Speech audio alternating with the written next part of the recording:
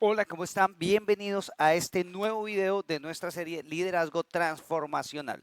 Hemos venido analizando el libro de Nehemías y hemos estudiado verso a verso, capítulo a capítulo, desde el capítulo 1 y vamos hoy a introducirnos, a entrar en el capítulo 5, donde vamos a ver un título o vamos a analizar un texto y es el enemigo interno. La vez pasada veíamos cómo se levanta oposición y analizábamos cómo la oposición es parte del servicio a Dios. Como siempre vamos a tener oposición cuando decidimos o comenzamos a caminar conforme a la voluntad de Dios, pero siempre existe la posibilidad de que se levante la oposición. Ahora, hoy en este capítulo nos vamos a dar cuenta cómo la oposición normalmente creemos que va a venir de afuera, pero este capítulo de vida nos va a dejar bien claro que en muchas oportunidades, que en muchas ocasiones, más de las que quisiéramos reconocer, la verdadera oposición viene desde adentro, desde el interior de las personas que conocemos, las personas que incluso hemos ayudado, las personas que incluso creeríamos deberían ser parte de nuestra familia,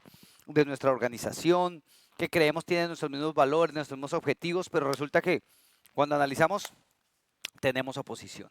Ahora, qué chévere sería que siempre estuviéramos todos juntos, enfocados, unánimes, con la misma visión, pero realmente muchas veces y en muchas oportunidades hay división adentro. Ahora, un poquito de contexto. ¿Qué ha estado viniendo, qué ha estado pasando? Los muros ya se reconstruyeron, ya venían terminando de reconstruir los muros, pero había algo y es que el pueblo se queja. El pueblo se queja porque hay hambre, porque hay deudas, porque están perdiendo sus tierras, porque incluso están vendiendo a sus hijos como esclavos para pagar las deudas.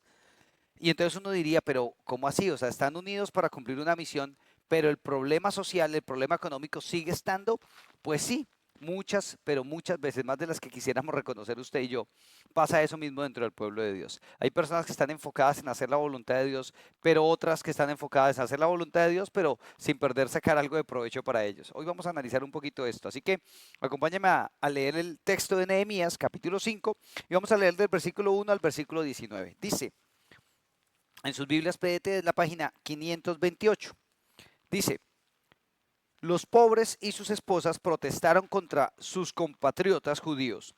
Algunos decían, tenemos muchos hijos y necesitamos conseguir algo de trigo para poder alimentarlos y no morirnos de hambre. O sea, mire lo interesante, es una cosa extrema, ¿no? Nos estamos muriendo de hambre, básicamente lo que están diciendo. Otros decían, estamos aguantando hambre y tenemos que hipotecar nuestros campos, nuestros viñedos y nuestras casas para poder conseguir granos y tener algo de comer. Y otros decían, hemos tenido que hipotecar nuestras tierras y nuestros viñedos para pagar el impuesto al rey. Somos de la misma nación que los nobles y nuestros hijos son iguales que los que sus hijos. Pero nosotros nos hemos nos vemos forzados a venderlos como esclavos. Ya algunos de nuestras hijas son sus esclavas y no podemos hacer nada porque ya nuestras tierras y viñedos les pertenecen a otros. Yo me enojé mucho al escuchar la protesta y sus quejas. Después de pensarlo bien, reprendí así a los nobles y a los oficiales. Todos ustedes están obligando a su propio pueblo a pagar intereses sobre el dinero que les han prestado. Eso no puede seguir sucediendo. Así que los cité a una reunión donde les dije, hemos hecho todo lo posible por comprar a todos los hermanos judíos que habían sido vendidos como esclavos a otras naciones. Los hemos comprado para darles su libertad, pero ahora ustedes los están vendiendo nuevamente como esclavos. Ellos guardaban silencio y no sabían qué decir. Entonces dije, eso no está bien. Todos deben demostrar con su forma de vida que respetan a nuestro Dios. Así evitaremos que nuestros enemigos se burlen de nosotros. Yo mismo, mis ayudantes, mis familiares, hemos prestado dinero y comida al pueblo, pero lo hacemos sin cobrar interés. Así que les ruego que les devuelvan hoy sus tierras, sus viñas, sus campos de olivo y sus casas y los intereses que se cobraron cada mes por la comida y el dinero que se les prestó. Entonces ellos dijeron, está bien, haremos lo que tú dices y les devolveremos todo sin reclamarles nada. Así que llamé a los sacerdotes para que los nobles y los oficiales juraran ante ellos que harían lo que habían prometido. También sacudí mi ropa y dije, que Dios haga lo mismo con el que incumpla este compromiso, que lo sacuda y pierda todo lo que tiene. Entonces los allí reunidos estuvieron de acuerdo y dijeron, así sea, y alabaron al Señor todos cumpliendo su promesa. Desde el año 20 del rey Artajerjes hasta el año 32 fui gobernador de Judá. Durante esos 12 años, ni mis hermanos ni yo cobrábamos el salario que se le asigna al gobernador. Los gobernadores anteriores fueron muy exigentes con la gente y obligaron a todos a pagar 40 monedas de plata y entregar vino y comida. Incluso sus servidores oprimían al pueblo, pero yo no hice lo mismo que ellos porque respeto a Dios. En cambio, sí trabajé duro junto con todos más mis servidores, en la reconstrucción de la muralla de Jerusalén y no le quité a nadie su tierra. Normalmente a mi mesa eran bienvenidos 150 funcionarios judíos, junto con los que habían venido a nosotros desde las naciones vecinas. Todos los días se preparaban, para los que se sentaban a mi mesa, un buey, 6 buenas ovejas y algunas aves. Cada 10 días le servía vino en grandes cantidades. Sin embargo, nunca reclamé el salario asignado al gobernador porque sabía que el trabajo que la gente debía hacer para pagar los impuestos era muy duro. Acuérdate de mí, oh Dios mío, de todo lo que he hecho por este pueblo. ¡Wow! Tremendo. Primero, o sea, lo que a mí primero me llama la atención es esa integridad de Nehemías. Como dice, trabajé 12 años, trabajé duro, no cobré mi sueldo, me esforcé, hice lo mejor, pero fui testimonio. No hice lo que otros gobernantes estaban haciendo, aunque tenía derecho de hacerlo. ¡Wow! ¡Qué poderoso! ¿Cuántas veces nosotros podemos decir lo mismo, no? Pero analizamos algo, que había una corrupción interna, que había hambre, que habían deudas, que estaban perdiendo sus tierras, que estaban vendiendo sus hijos. ¿Cuál era el problema? Que los mismos judíos ricos estaban oprimiendo a sus hermanos. Y eso emocionalmente es devastador, porque la corrupción interna destruye lo que se construye externamente. O sea, ellos estaban construyendo las murallas, estaban reconstruyendo las murallas de Jerusalén para volver a esa dignidad, para salir del oprobio, para salir del problema. Y en ese momento Nehemías se da cuenta que los ricos del pueblo, que los que estaban dentro de Judea, dentro de Jerusalén, estaban cobrando impuestos, prestando con intereses y vendiendo incluso las tierras y las cosas de otros, incluso sus hijos, para poder ganar dinero. O sea, ¿cuántas veces lo que usted hace al interior de la iglesia, lo que usted hace al interior de su casa, lo que usted hace al interior de sus trabajos, lo que usted hace al interior de sus vidas, es lo que mina, lo que desgasta, lo que está tratando de construir al exterior? ¿Cuántas veces unas personas que están tratando de construir una buena vida, reconstruir su vida, están llenos de avaricia y corrupción? Me encanta el versículo 13 donde dice, y alabaron al Señor todos cumpliendo su promesa. Esto es muy poderoso, porque me encanta que no dice, y alabaron a Dios todos cantando, y alabaron a Dios todos bailando, y alabaron a Dios todos aplaudiendo, y alabaron a Dios todos gozándose en el gozo del Señor. No, porque la mejor manera de alabar a Dios es cumplir nuestra palabra. Jesús dijo que tú sí seas sí, que tú no seas no. Cualquier otra cosa procede del maligno. Esto me encanta, es una manera muy buena de alabar a Dios. Pregunto, ¿usted alaba a Dios cuando cumple su palabra? ¿Su sí es sí, su no es no? ¿O usted está alabando a Dios de dientes para afuera, pero con sus actos borra lo que dice creer de Dios? No todo lo que destruye viene de afuera, muchas veces viene de adentro. Muchas veces lo que destruye la obra de Dios no viene de la gente de afuera, no viene de los ateos, no viene de los inconversos. Muchas veces lo que destruye la obra de Dios viene es del interior, de los mismos creyentes, de los mismos que están supuestamente construyendo, pero por dentro están chismoseando, están minando, están siendo personas que no edifican y que en lugar de edificar destruyen.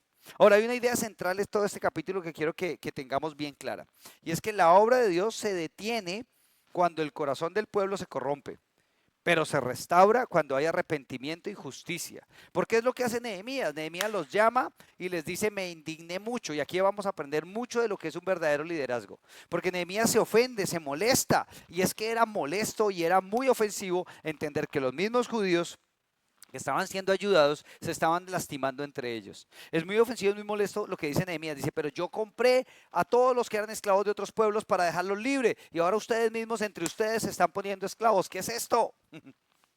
Porque recuerden, la obra de Dios se detiene cuando el pueblo se corrompe, cuando una persona se corrompe o cuando un pueblo se corrompe por avaricia, por pereza, por flojera, por falta de visión. Entonces, ¿qué va a pasar? Que la obra de Dios se detiene.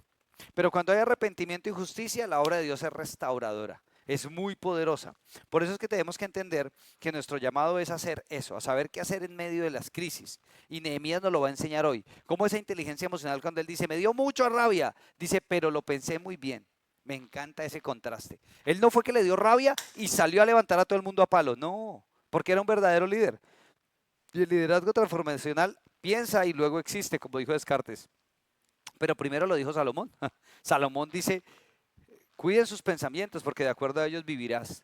En Filipenses dice que deberíamos ir a Dios, presentar todas nuestras preocupaciones con oración y acción de gracias y pensar en todo lo puro, todo lo justo, todo lo honesto, si hay virtud alguna, y entonces Dios, la paz de Dios que sobrepasa todo entendimiento, cuidará nuestros corazones y nuestros pensamientos en Cristo Jesús. O sea, Nehemías aquí no solo se queda frustrado, no solo le da rabia, sino como un líder transformacional va y ora, va y habla con Dios, va y lo piensa bien y entonces acciona, oración se llama eso. Ahora, pensemos qué pasa cuando hay crisis, ¿no? Cuando el enemigo está dentro, cuando entendemos que hay un enemigo interno que nos quiere perjudicar, que nos está perjudicando, cuando hay crisis interna, que quizá por fuera no se nota todavía, resulta que lo que sucede es que se va a saber quién es quién.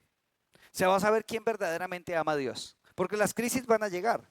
Pero mientras se reconstruye el muro, surge una crisis interna.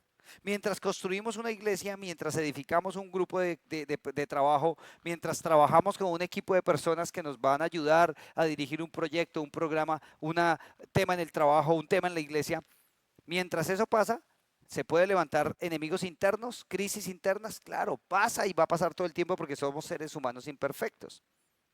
Así que recordemos esta idea. No todo lo que destruye, no todo lo que destruye viene de afuera. Muchas veces viene de adentro. No todo lo que destruye viene de afuera. Muchísimas veces viene de adentro. Muchísimas veces son nuestras propias malas decisiones lo que nos destruye y no los factores externos. Los factores externos solamente ponen en evidencia eso que internamente no habíamos hecho. Así que analicemos un poquito el contexto antes de ir al GPS. Y es contexto. Hay hambre, hay deudas, hay problemas, hay hijos que están siendo vendidos. ¿Y el problema cuál es? Gente avara, gente corrupta, gente que ha presentado muchos problemas. O sea, un problema definitivamente interno, no externo.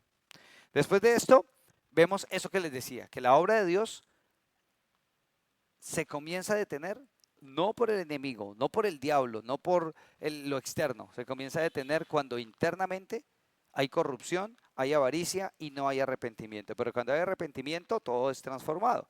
3 puntos en nuestro GPS que vamos a ver, 3 estaciones que nos enseña Nehemías. Estación número 1, la justicia interna destruye la injusticia interna, perdón, la injusticia interna destruye la obra de Dios. La injusticia interna destruye la obra de Dios. Eso es lo que sucede. Cuando hay injusticia interna, la obra de Dios comienza a ser destruida, derribada, frenada. Eso vamos a verlo del versículo 1 al versículo 5. Punto 2. Un líder confronta con la verdad. Del versículo 6 al 13. Me encanta. Cómo Nehemías no se queda callado. Claro, él ahora lo piensa bien, pero confronta con la verdad. ¿Usted está dispuesto a confrontar o prefiere huir? ¿O prefiere apartarse de las dificultades? Y punto número 3. El ejemplo sostiene la transformación. Y esto sí que es poderoso.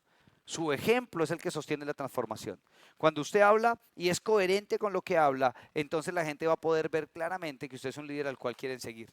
Pero cuando usted habla, pero su vida no es coherente con lo que usted dice, entonces muy poquita gente, casi nadie, va a querer seguirlo. Así que el ejemplo sostiene la transformación, lo vamos a ver del versículo 14 al versículo 19. Entonces, arranquemos con esta enseñanza. El punto número 1, la injusticia interna destruye la obra. Analicemos un poquito el tema, el clamor del pueblo. El clamor del pueblo en los primeros versículos dice, los pobres y sus esposas protestaron contra sus compatriotas. O sea, cobraban intereses excesivos, quitaban las tierras, esclavizaban a sus hermanos. Y esto rompía lo que Dios ya había mandado hacer en Levítico.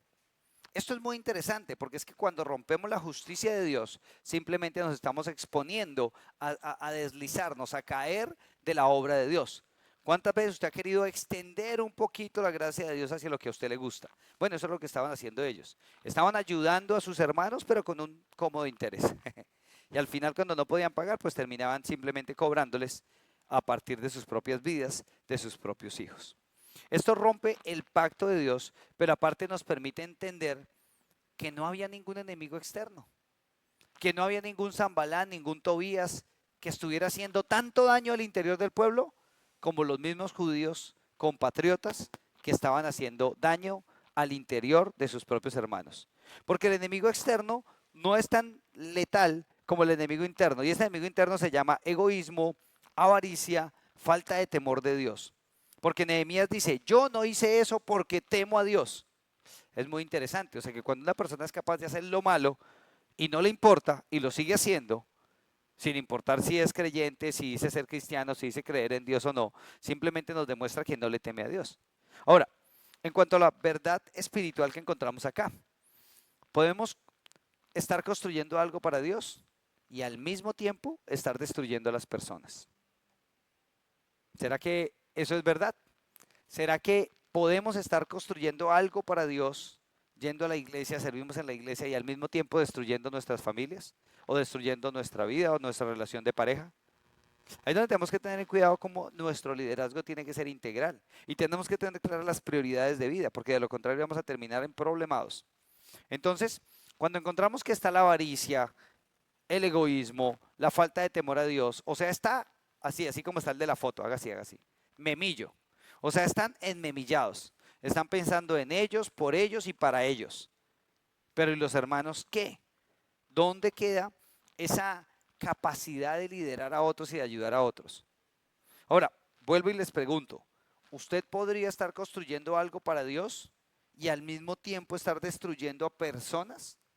¿Destruyendo a otros? ¿Destruyendo a sus hermanos, a sus familiares, a sus hijos? ¿Sí o no que no tiene sentido?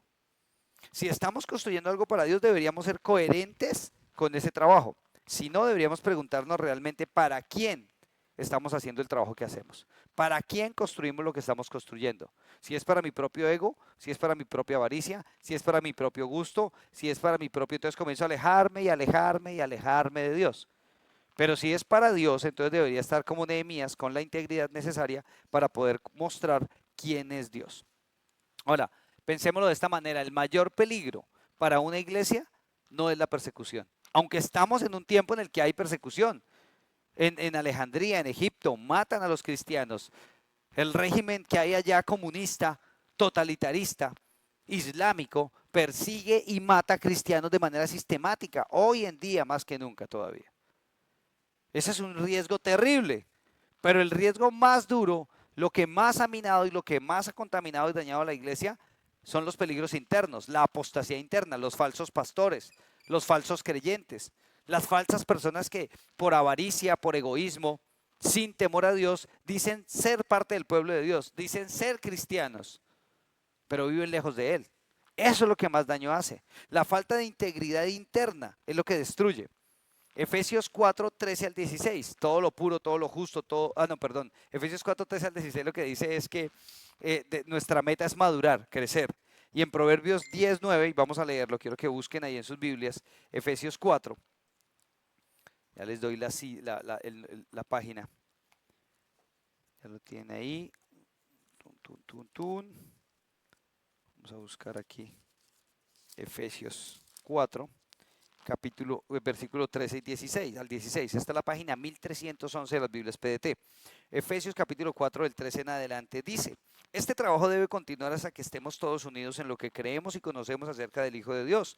Nuestra meta es convertirnos en gente madura, vernos tal como Cristo y tener toda su perfección. Así no nos comportaremos como niños ni seremos como un barco a la deriva, arrastrados por cualquier nueva enseñanza de quienes buscan engañarnos con sus trampas. Por el contrario, maduraremos y seremos como Cristo en todo sentido, enseñando la verdad con amor. Cristo es la cabeza y el cuerpo entero depende de Él. Por medio de él, todas las partes del cuerpo están ligadas y se mantienen unidas. Cada parte cumple su función y así todo el cuerpo crece y se fortalece en el amor, por el amor, perdón. O sea, la iglesia es un solo cuerpo. Deberíamos crecer juntos, ayudarnos juntos. Y eso suena muy lindo, eso que dice Efesios. ¡Wow! Pero si se da cuenta el clic del asunto, el punto clave en Éfeso, o en ese tema de Éfeso, no está en que todos nos amemos y que estemos juntos y que vayamos caminando para el mismo lado. No, el clic está en madurar, en la madurez del creyente. Si hay cristianos maduros, si tenemos creyentes maduros, entonces ¿qué vamos a tener? Vamos a tener iglesias unidas, iglesias enfocadas, iglesias cumpliendo el propósito de Dios. Pero si tenemos creyentes inmaduros en cuanto a lo que creemos y conocemos de la verdad del Hijo de Dios, entonces ¿qué vamos a hacer? Simplemente personas que están unidas por algún propósito egoísta, pero que no tiene nada que ver con Dios. Proverbios 10, 9. Miremos qué dice Proverbios 10, versículo 9. Página 705 de las Biblias PDT. Dice: anda seguro el hombre honesto, pero el estafador es descubierto. ¿Será que eso fue lo que le pasó a estos judíos que estaban estafando, que estaban pidiendo más intereses, que estaban vendiendo a sus hermanos? Eso mismo que dice Proverbios fue lo que pasó. Pero el hombre honesto, ¿cómo anda? Seguro, confiado. Miremos Proverbios ahí mismo 28, versículo 19:1 primero. Proverbios 19:1 dice: es mejor ser pobre y honesto que bruto y estafador. No es bueno ser ignorante. El que se apresura a hacer algo se equivoca. Hay gente insensata que arruina su vida ella misma, pero luego le echa la culpa al Señor. Uf, este Proverbio 19 me encanta. Ahora, miren lo interesante, ¿no? De primera vista podríamos decir es culpa de los ricos son los malos, los ricos son los que están pidiendo, abajo los ricos, arriba los pobres, seamos de izquierda, no de derecha, los capitalistas son malos, esos son banqueros y toda esa ideología basura que quiere llevar a polarizar a la gente, la podríamos estar leyendo allí en Nehemías, pero para nada es lo que está diciendo. Está tan mal el que saca prestado como el que presta con interés. Los dos están mal, los dos están desobedeciendo a Dios. No puede ser que el uno es víctima y el otro es victimario. Quiero que entendamos eso. Mire cómo lo dice acá, dice, es mejor ser pobre y honesto que ser bruto y estafador. O sea, mire, no está diciendo que esa mala iniciativa, mal pensamiento mediocre que tenemos en nuestro tiempo, que la gente dice es mejor ser pobre pero honrado. No, no es cierto. Es mejor ser rico y honrado y no pobre y deshonrado. Obviamente es peor ser pobre y ladrón. Claro que sí es peor. Pero es mejor ser pobre. ¿Será? O sea, lo que está contestando acá es que es mejor ser honesto que ser estafador. ¿Sí o no? O sea, lo que yo quiero que entendamos es que no está hablando de que debemos ser pobres o que está mal ser rico. Aquí el problema no es solamente que hay banqueros o que hay gente rica, porque hay gente como Nehemías que tiene recursos pero ayuda a otros. El asunto es que hay gente avara y no importa que usted tenga millones o poquito, la gente avara vive su estabilidad y su seguridad en cuánto tiene, cuánto vale. Pero también miremos que hay otro texto acá que es Proverbios 28:6. Vamos a ir a Proverbios 28:6, más adelantico en sus páginas. Dice: es mejor ser pobre y honrado que rico y perverso. Y yo diría, pero es peor ser pobre y perverso. Es mejor ser rico y honrado. Eso es lo que yo creo que debería ser la filosofía de todo cristiano. Claro, es que si yo quiero tener dinero para mi gloria, para vanagloriarme, para exaltarme, para humillar a los demás o para ser avaro, pues está mal. Pero también si yo soy pobre y soy perezoso y no quiero trabajar y me quejo y voy saco prestado y me endeudo y no pago y le echo la culpa siempre a los demás, pues es como ese insensato que decía Proverbios 19 que destruye su vida y después le echa la culpa a Dios. O sea, en cualquiera de los dos casos está mal. Lo que debemos hacer es buscar la mejor manera de vivir con lo que Dios nos ha dado, ser buenos administradores de lo que Dios nos da, tiempo, tesoro y talento, y en la mejor posibilidad sería ser rico y honrado. No necesariamente usted tiene que ser, por ser rico, tiene que ser deshonesto. No, no es cierto. Yo conozco muchas personas con mucho dinero que son muy honestas, muy correctas y que apoyan la obra de Dios para poder desarrollar, ayudar a otros, para poder ayudar a otras personas. Entonces no nos confundamos creyendo que aquí hay un rol de malos y buenos, víctimas y victimarios. No, aquí lo que encontramos son personas avaras, miedosas, que no confían en Dios y que no tienen temor a Dios y que no les importa pedir prestado y hacerse esclavo de quien les prestó, pero tampoco les importa prestar y esclavizar a los otros, sabiendo que Dios ya en Levítico ha dicho que eso no se debería hacer. Entonces, eso sí es lo que deberíamos entender y analizar en este texto. Quiero que vayamos a Lucas para escuchar las palabras del jefe. Lucas, capítulo 16, versículo 10 y 11. Entonces, eso está en la página 1162 de las Biblias PDT.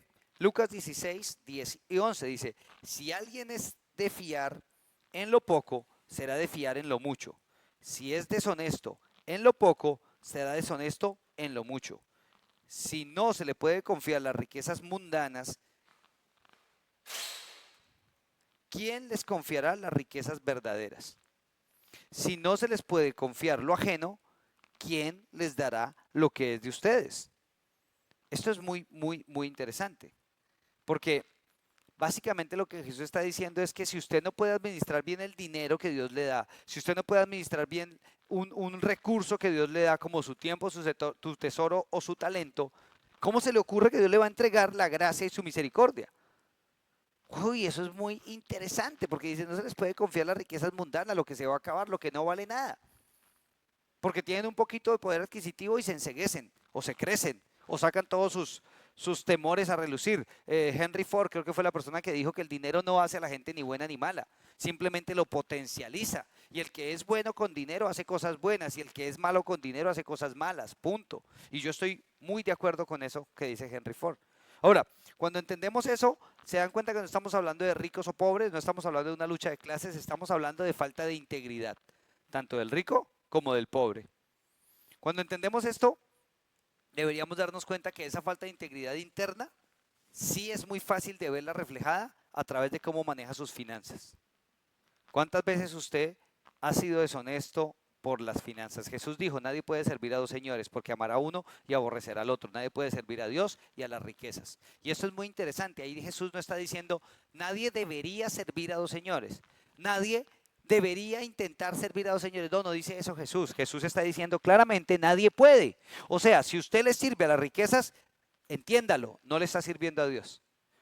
Si usted le sirve y lo más importante para usted es el dinero, no le está sirviendo a Dios. Así usted sea el líder, así usted llegue temprano, así usted haga, así no haga. Pero si toda su estabilidad, si toda su tranquilidad se lo da cuánto tiene y no Dios, entonces creo que el Señor de su vida no es Dios.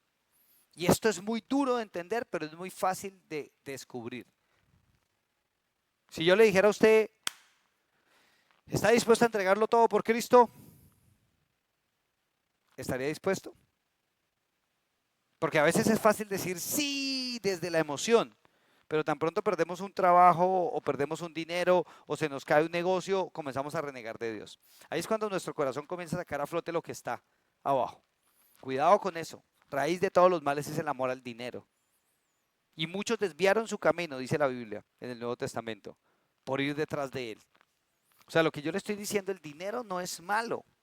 Tener dinero, tener riquezas, poderlas administrar bien es una bendición de Dios. Pero tenemos que ser conscientes de cómo muchas veces nos engaña ese afán de tener. Eso nos lleva al segundo punto. Después de que entendemos que el problema aquí era integridad, que el problema aquí era que no tenían temor a Dios, que el problema aquí es que están queriendo solucionar a su manera, como ellos creen que deberían. Tanto el que presta como el que pide prestado están mal. Proverbios 22 dice que, Proverbios 22:7, que el que pide prestado se hace esclavo del que le presta. O sea, ellos voluntariamente fueron y se hicieron esclavos. Voluntariamente, nadie los obligó. Pero después cuando les estaban quitando los hijos, las casas y las cosas, ahí sí, ay no, pobrecitos nosotros, ¿se dan cuenta? Hay una falta de integridad allí también, cualquiera de los dos extremos. Eso nos lleva al siguiente punto y es que un verdadero líder transformacional confronta con la verdad. Y esta es la enseñanza para mí más importante de todo este pasaje. Porque Nehemías se enoja. O sea, Nehemías no dice, ay, qué felicidad, están haciendo lo malo. No, se enoja, pero no reacciona impulsivamente. No arranca de una vez a coger los palos, no se pone bravo, no dice sandeces, no, es un líder inteligentemente, racionalmente, emocionalmente maduro. Por eso es que el clic del asunto está en la madurez en la iglesia.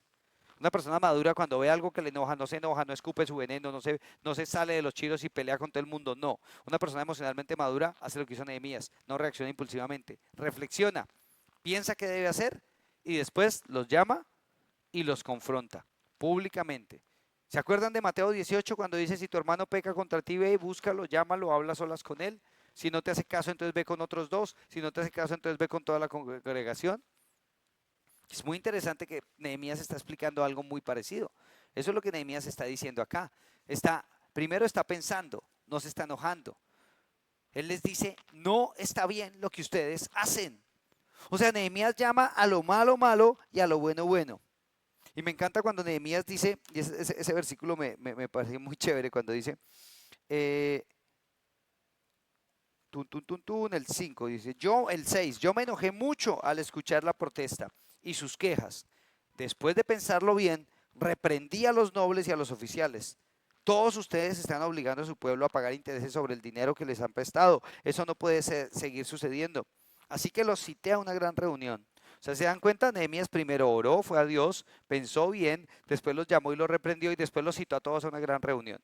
O sea, eso es una metodología de inteligencia emocional en acción para un liderazgo.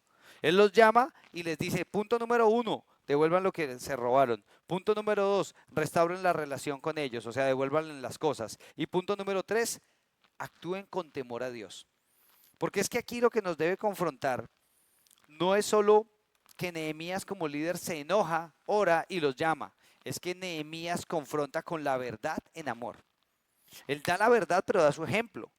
Él les dice, esto está mal, pero esta es la salida. Arrepiéntanse y háganlo así. Ahora yo le pregunto, ¿usted es de los que confronta cuando hay un problema en medio del equipo que está dirigiendo? Ya sea en su trabajo, en la casa, en la iglesia, en donde sea que Dios lo tenga. ¿Usted es de los que confronta o es de los que en lugar de confrontar lo que hace es evadir? No, no, mejor llevémosla todo por la buena, que todos nos quieran, que creen que el liderazgo es un concurso de que todos lo quieran, de votación para ver cuál es el mejor líder, el más lindo, el más chévere, pero cuando está lo malo, mira para otro lado. Hay que tener cuidado porque ese fue muchos de los hombres de la Biblia. Vemos que pecaron y perdieron lo que Dios les había dado por eso. Elías es uno de ellos, que en lugar de estorbarle al pecado de sus hijos, se hizo el loco y miró para otro lado. Así que Nehemías no solo les dice que está mal lo que hacen, sino los llama y les dice, devuelvan lo robado, restauren las relaciones, actúen con temor a Dios. A lo bueno lo llama bueno y a lo malo lo llama malo. Y ahí es cuando como líderes transformacionales deberíamos preguntarnos, ¿tengo la entereza de carácter para eso? Porque para que Nehemías pueda hacer eso, ¿sabe que tiene que tener? Una sola cosa, integridad. Porque si usted tiene integridad, puede llamar a lo malo malo y a lo bueno bueno, pero si usted tiene eso escondido, va a ser muy difícil que lo haga. Así que muchos líderes hoy toleran lo incorrecto, evaden conversaciones difíciles, prefieren la paz falsa que la verdad real y en vez de confrontar, evaden el conflicto, así como los de la foto. Mira uno para un lado, el otro para el otro y no pasa nada.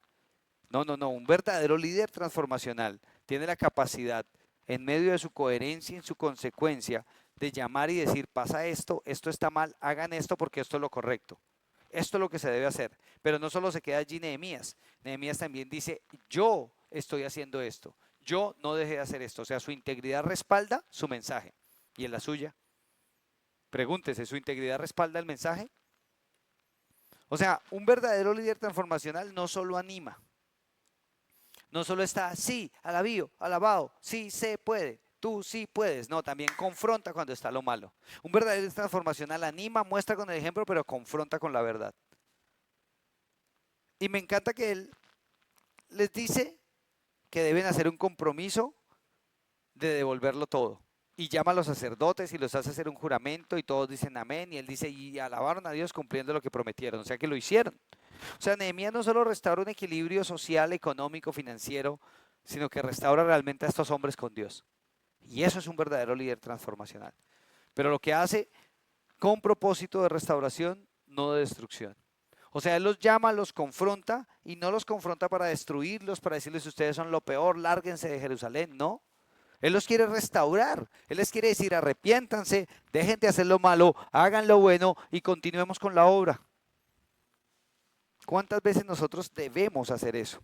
Acompáñame a leer Santiago capítulo 4, versículo 17. Vamos a ver qué es lo que dice Santiago capítulo 4, versículo 17. Quiero que bueno, antes de me abrió aquí Primera de Juan 1, 8 al 9, que también está ahí en los textos, pero me salió acá Primera de Juan.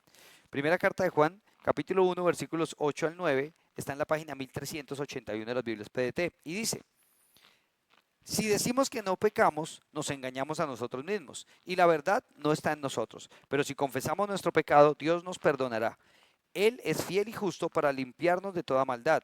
Si decimos que nunca hemos pecado, es como decir que Dios es un mentiroso. Y eso indica que no hemos aceptado realmente su enseñanza. O sea, todos pecamos, todos vamos un día a ser reprendidos por alguien más para decirnos eso está mal, todos, usted y yo y todos los demás. Por eso cuando somos verdaderos líderes transformacionales tenemos la capacidad no solo de reprender, sino de hacerlo con amor. Porque muchas veces vamos a tener nosotros también que ser los que seamos reprendidos. Devuélvase ahí en las páginas de su Biblia y busque por favor Santiago, unas paginitas ahí atrás de donde estábamos de Juan, capítulo 4, versículo 17. Pues vamos a leer, sí, capítulo 4, versículo 17 primero, en la página 1368. Dice, si uno sabe hacer el bien y no lo hace, está pecando. Facilito, ¿sí o no? Si usted sabe hacer lo correcto y no lo hace, usted es el que está pecando. ¿Cuántas veces el pecado del cristiano moderno, del seguidor de Jesús moderno de hoy en día, no es su pecado explícito, sino su pecado de omisión, de saber hacer algo y decidir no hacerlo por comodidad, por pena, por miedo al que dirán, por miedo al rechazo? Duro, pero pues Santiago ya no lo está advirtiendo, ¿no es cierto? Ahora devuélvase un poquito ahí en Santiago, vamos al capítulo 1 y leamos del versículo 14 al 15. ¿Qué más nos dice acerca de este tema? Versículos 14 al 15 dice lo siguiente. Uno es tentado cuando se deja llevar por un mal deseo que lo atrae y lo seduce. Luego, el deseo malo da a luz el pecado, y el pecado, una vez que ha crecido, conduce a la muerte. No se engañen, mis estimados hermanos.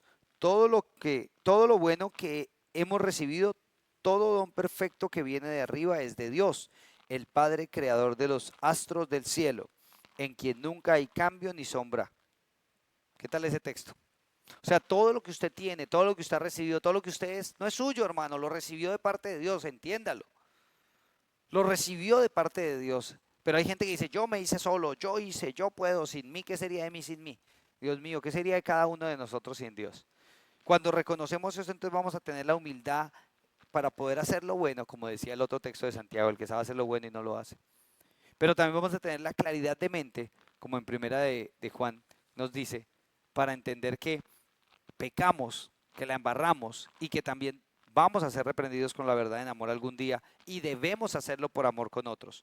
Vamos a segunda de Timoteo, ahí cerquita de donde estábamos. En segunda de Timoteo, quiero que vaya en su Biblia, aquí adelante.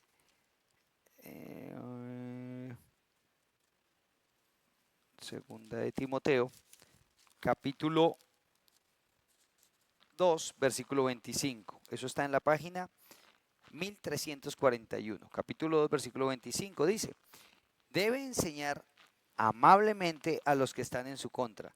Tal vez Dios les dará la oportunidad de cambiar y conocer la verdad. O sea, ¿hay gente que la está embarrando? Sí. ¿Dentro de la iglesia? Sí. ¿Que es muy molesto para nosotros? También. ¿Pero qué nos está diciendo Pablo en Timoteo? ¿Qué le está diciendo Pablo a Timoteo que debería hacer? Reprender o llamar la atención de aquellos que la están embarrando con paciencia, con amor, teniendo misericordia como otro la tuvo con nosotros. Me encanta que en los equipos de líderes que yo dirijo en diferentes organizaciones y diferentes temas, alguien me dice, es que tal me sacó la piedra y no hace esto y se comprometió a hacer y no hizo, sobre todo los que trabajamos con gente de manera voluntaria, con líderes que son voluntarios y dicen, pero no, es que la gente no hace y uno le dice, pero no cumple y se comprometen, pero quedan mal. Y a mí me da risa porque yo los dejo que hablen y después le digo, pero ¿a quién le recuerda? ¿No será que usted conoció a alguien así antes? Y casi todos me dicen, sí, así pasó conmigo. Sí, alguien más tuvo paciencia conmigo. Y yo, bueno, pues ahora es tiempo de tenerla con otro. Eso es lo que pasa cuando somos líderes transformacionales.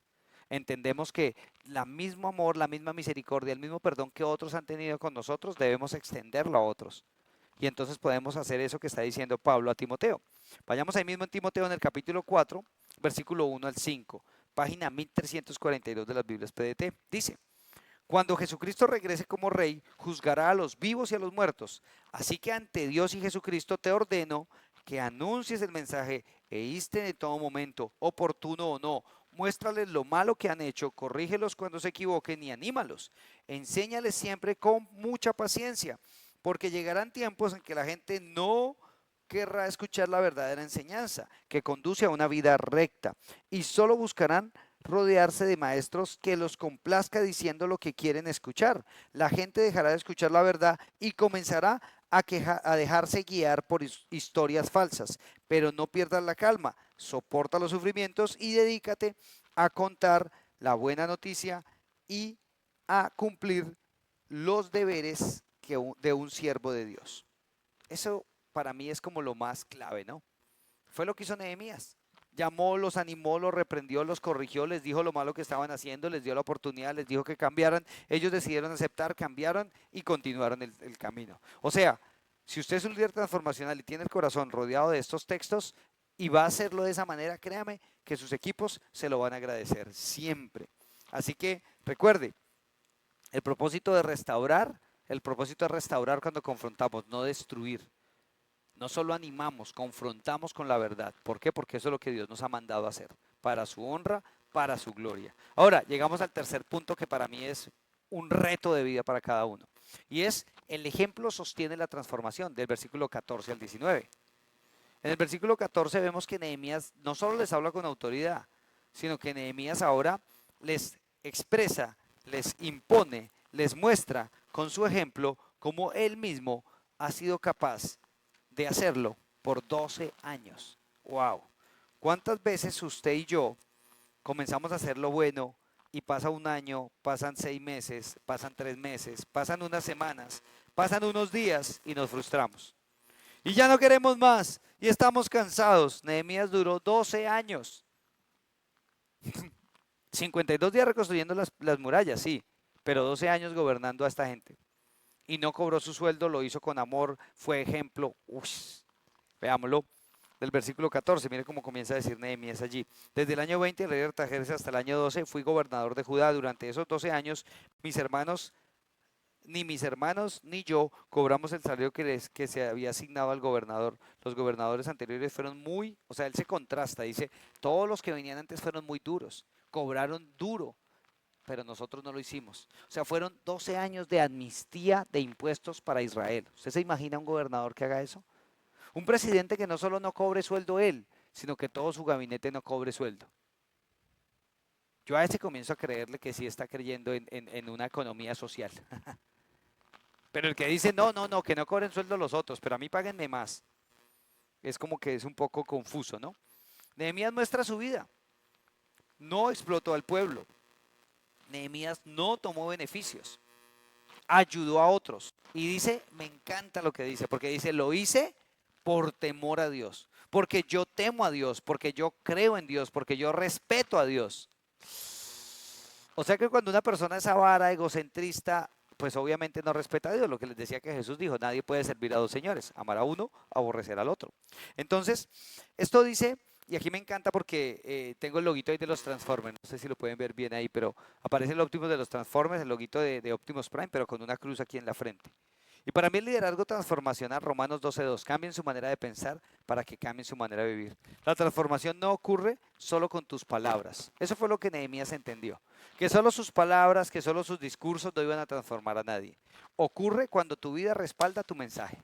Eso fue lo que hizo Nehemías.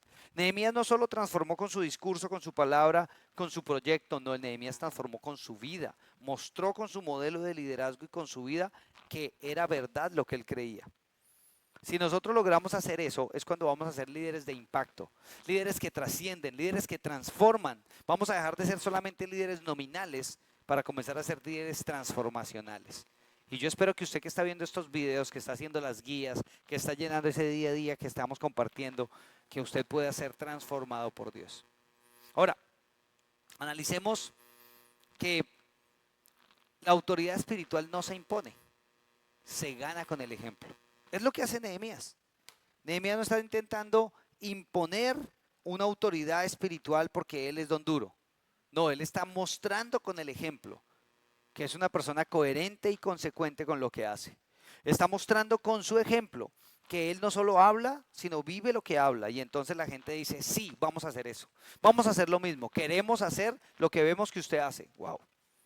Pregunto, ¿las personas que usted dirige estarían dispuestas a hacer lo mismo solo porque ven que usted lo hace?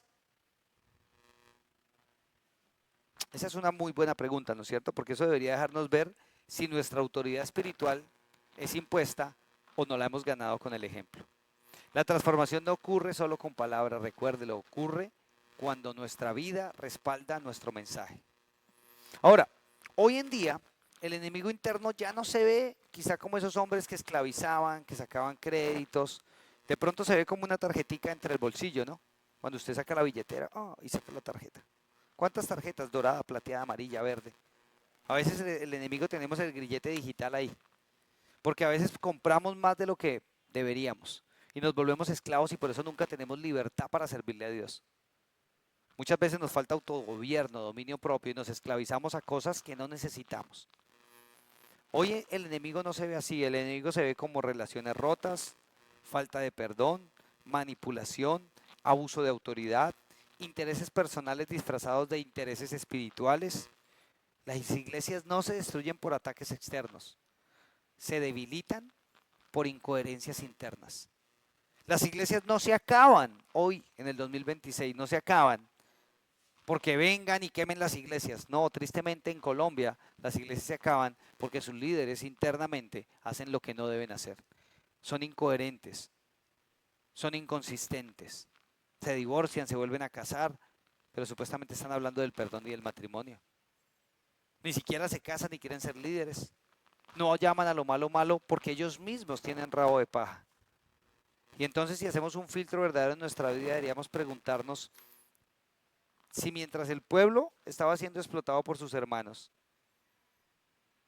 o sea, porque era la realidad, ¿qué hubiera hecho usted en los zapatos de Nehemías? ¿Qué hubiera hecho usted en las chancletas de Nehemías? ¿Los confronta, les dice eso o como son los otros líderes, como son los que tienen el billete, como son los que dan para la iglesia y no les digo nada? O los llama y les dice, hey, cuidado que esto está mal. Cristo no se escondió, no evadió el conflicto. Cristo se entregó por usted y por mí. Cristo no vino para tomar, vino para dar.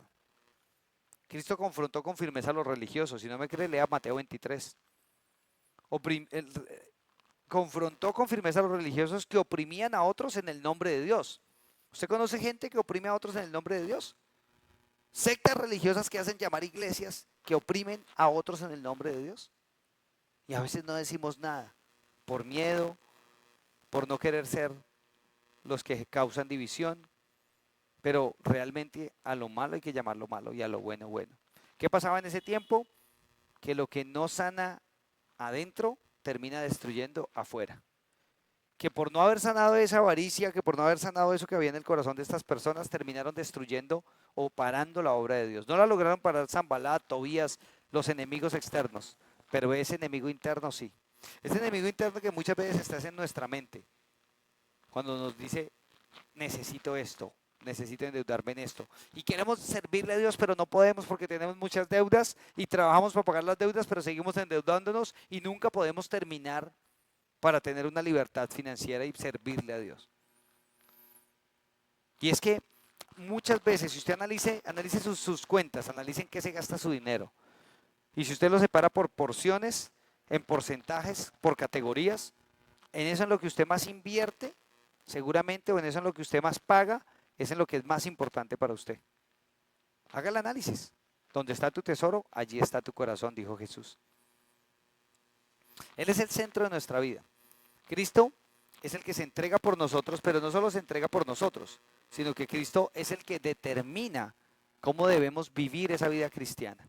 Ahora, si cerramos con este arpa o cerramos haciendo el arpa de este estudio de hoy, de este capítulo 5, podemos entender varias cosas. Una de ellas es que nuestra vida refleja, representa, valida, es lo suficientemente coherente para demostrar a Dios o no. Nuestra vida es íntegra para poder decir como Nehemías, yo hago esto y ustedes deberían hacer lo mismo.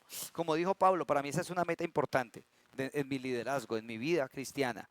Pablo dice un día, imítenme a mí como yo imito a Cristo. La pregunta es, ¿usted puede decir lo mismo? Vayamos al arde. Atributo de Dios, que vemos aquí claramente en este capítulo. Dios es justo y aborrece la opresión. Dios es justo y aborrece la opresión. Referencia a Cristo. Cristo es el modelo de servicio y sacrificio. Porque Nehemías no cobró sueldo, pero Cristo no solo no cobró sueldo, entregó su vida porque nadie podía pagar lo que Él ya pagó por nosotros. Decide, una decisión que usted y yo debemos tomar después de leer este capítulo, y es renunciar a cualquier actitud que dañe a otros. Renunciar a cualquier actitud que en lugar de estar construyendo, esté destruyendo. Renunciar a cualquier esclavitud que yo mismo me esté sometiendo o que esté sometiendo a otros por manipulación, por falta de perdón. Ese es el decide que tenemos que tener hoy. Y una esperanza o promesa. Dios restaura cuando hay arrepentimiento genuino. Porque eso es lo que hace. ¿Cómo sabemos que hay un arrepentimiento genuino? Porque tomaron acción, renunciaron a lo malo y comenzaron a hacer lo bueno. Ese es el arrepentimiento genuino. Ese es el arrepentimiento que podemos darnos cuenta que es real. Así que lo que no sana por dentro termina siendo ¿qué? Destruyendo por fuera. Examínese esta semana. Examínese esta semana y pregúntese qué es lo que no ha sanado por dentro. ¿Cuáles son sus temores? ¿Cuáles son sus miedos? ¿A qué está siendo esclavo usted que aún no ha sanado? Para que Dios pueda sanarlo. En la guía de esta semana vamos a tener varias preguntas.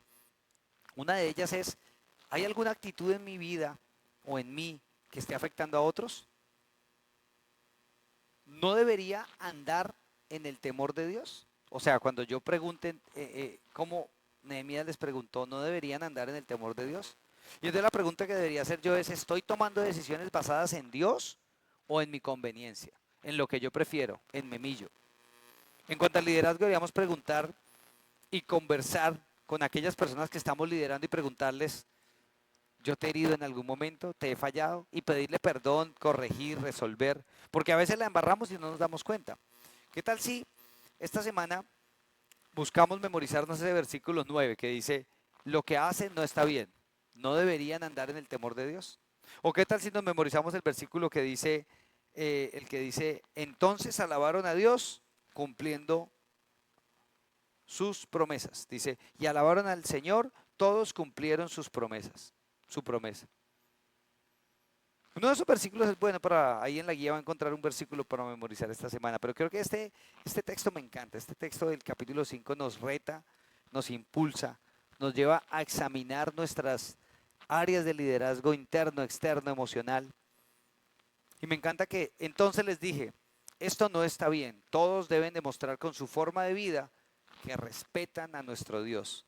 Así evitaremos que nuestros enemigos se burlen de nosotros.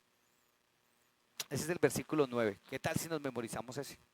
Todos deben demostrar con su forma de vida que respetan a nuestro Dios. Y eso es completamente coherente con ese versículo 13 que dice, y alabaron al Señor todos, cumplieron su promesa. ¿Qué tal si cumplimos que nuestro sí es sí y que nuestro no es no? ¿Qué tal si de esta manera alabamos y exaltamos a nuestro Dios? Porque esas son las dos fichas que empatan. Vivir una vida que demuestre que tememos a Dios y cumplir lo que prometemos. Volvámonos líderes intencionales, transformacionales, pero sobre todo coherentes, íntegros, maduros, como dice Efesios 4. ¿Qué tal si me acompañan a orar para terminar esta enseñanza? Padre, te doy gracias, Señor. Gracias por tu misericordia, por tu verdad, por tu palabra, Dios.